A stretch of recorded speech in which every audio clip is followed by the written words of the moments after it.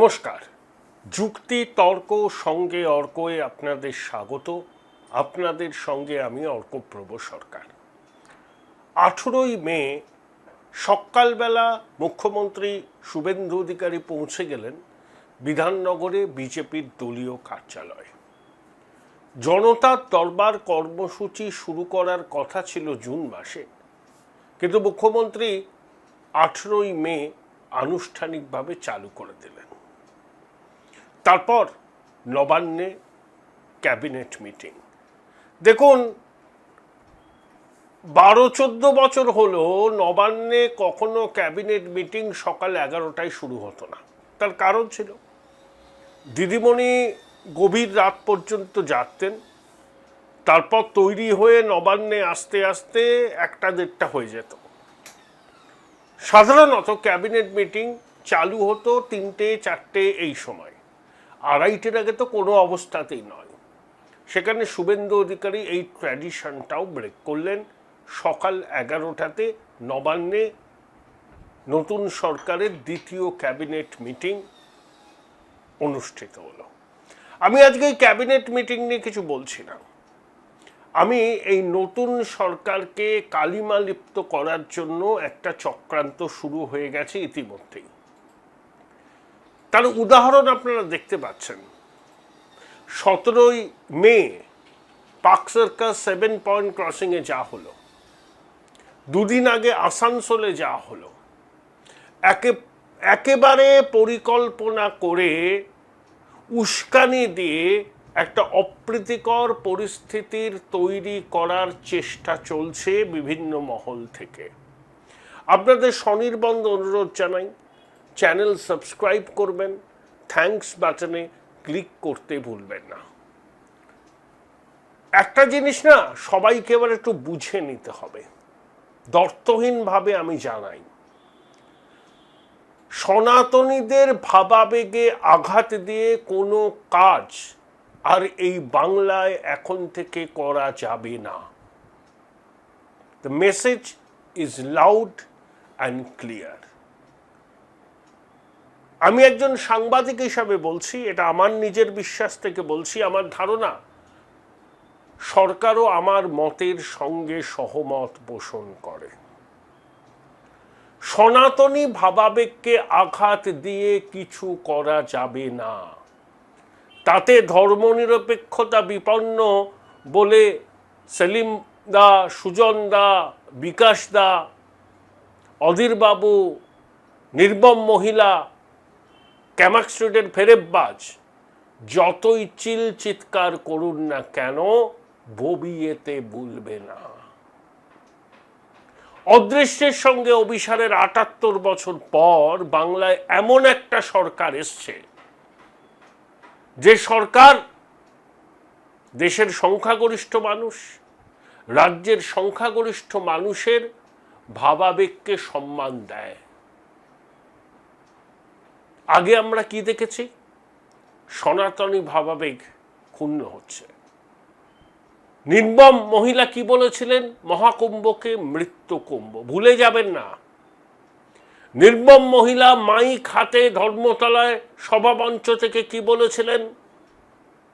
ওই বিশেষ সম্প্রদায় যদি এক হয় সামলাতে পারবেন তো, হুমকি দিয়েছিলেন ওই নির্মম মহিলা।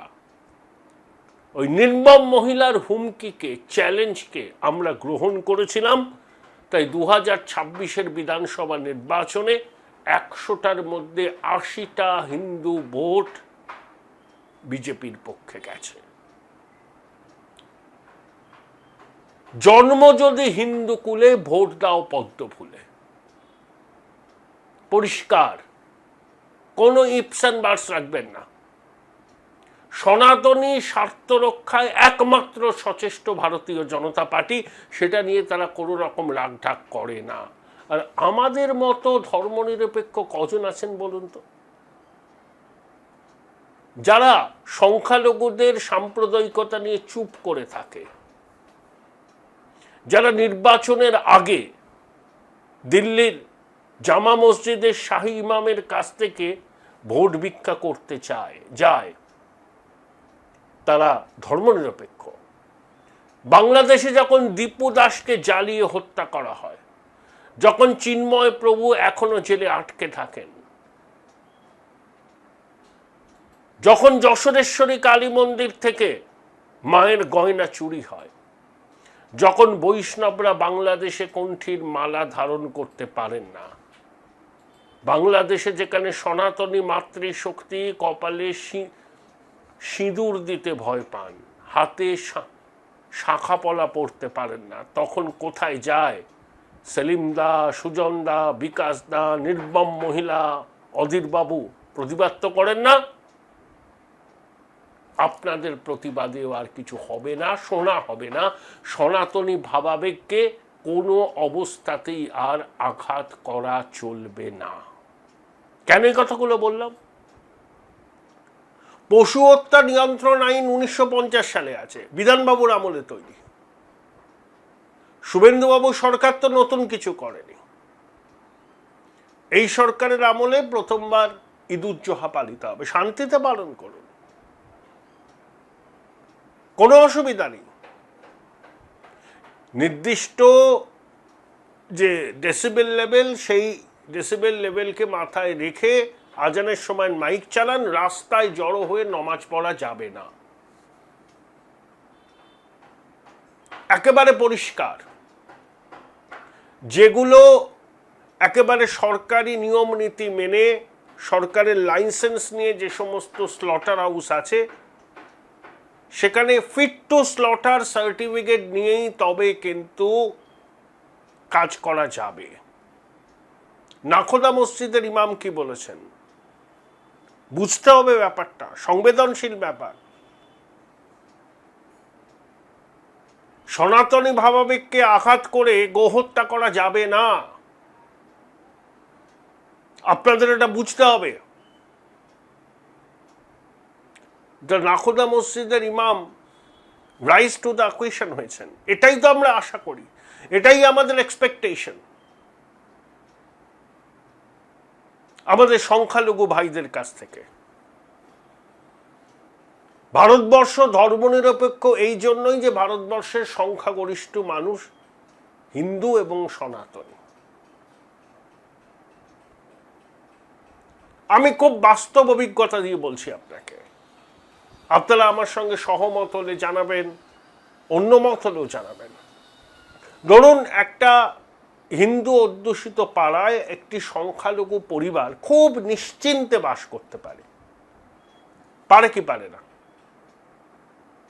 আমি জানি পারে, কারণ বিধাননগরে এমন অনেক ব্লক আছে সেখানে হিন্দুরা সংখ্যাগরিষ্ঠ, বেশ কয়েকটি মুসলমান পরিবার মিলেমিশে থাকেন, কোনো সমস্যা নেই। কিন্তু যেখানে সংখ্যালঘুরা সংখ্যাগরিষ্ঠ যেসব মহল্লায়, সেখানে দুটো হিন্দু পরিবার কি সেই স্বাধীনতা নিয়ে বেঁচে থাকতে পারবে যেটা হিন্দু অধ্যুষিত মহল্লায় সংখ্যালঘু পরিবার বেঁচে থাকে? অভিজ্ঞতা কি বলে? পারে না। বাস্তবটা মেনে নিন, বাস্তবটা মেনে নিন। অনেক আঘাত করেছেন আমাদেরকে এই তথাকথিত ধর্মনিরপেক্ষরা, আমাদের ভাবাবেগকে আঘাত করেছেন, আমাদের দেবদেবীদের নিয়ে মশকরা করেছেন, ব্যঙ্গচিত্র এঁকেছেন। এবার এসব করবেন না। এসব করলে মানুষের স্বতঃস্ফূর্ত প্রতিবাদকে সামলাতে পারবেন। আপনাদের কাছে স্বনির্বন্ধ অনুরোধ, চ্যানেল সাবস্ক্রাইব করবেন, থ্যাঙ্কস বাটনে ক্লিক করতে ভুলবেন না। তাই গেল রব তুলেছেন সবাই।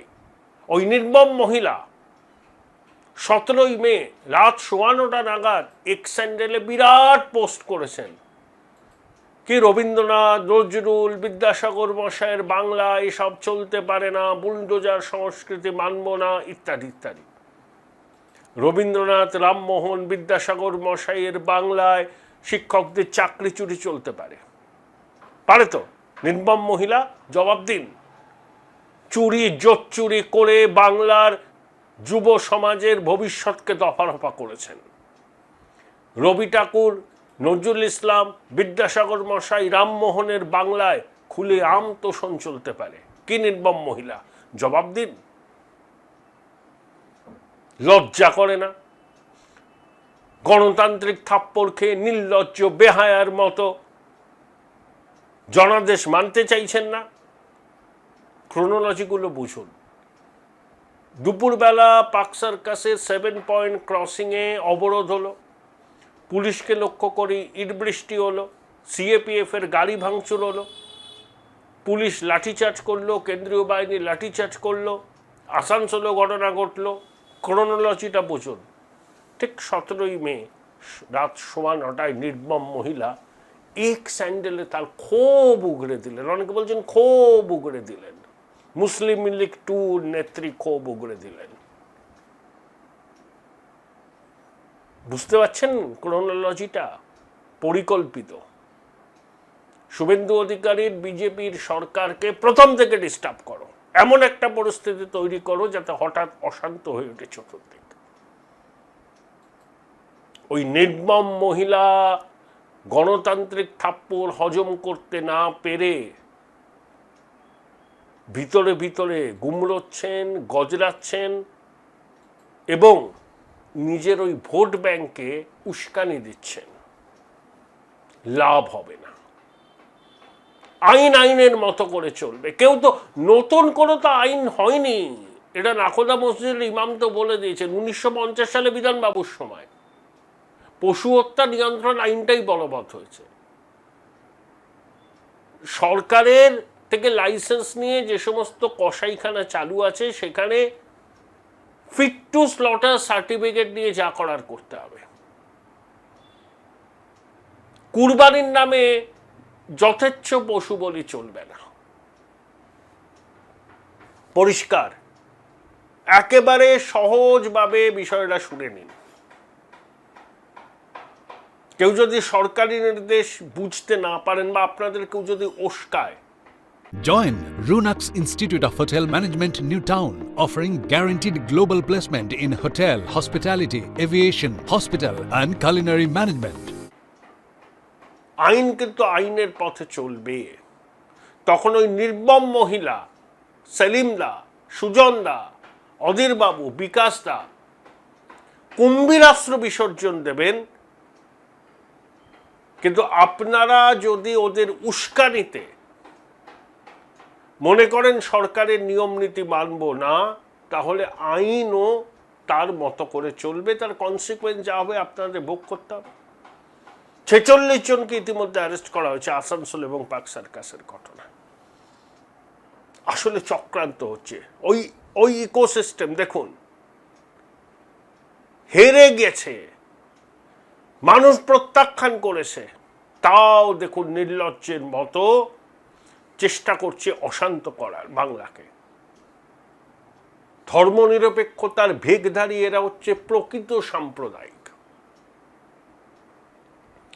আমরা সনাতনীরা সনাতন ধর্মে প্রীতি, নিজ ধর্মে স্থিতি, পরধর্মে সম্প্রীতিতে বিশ্বাস করি।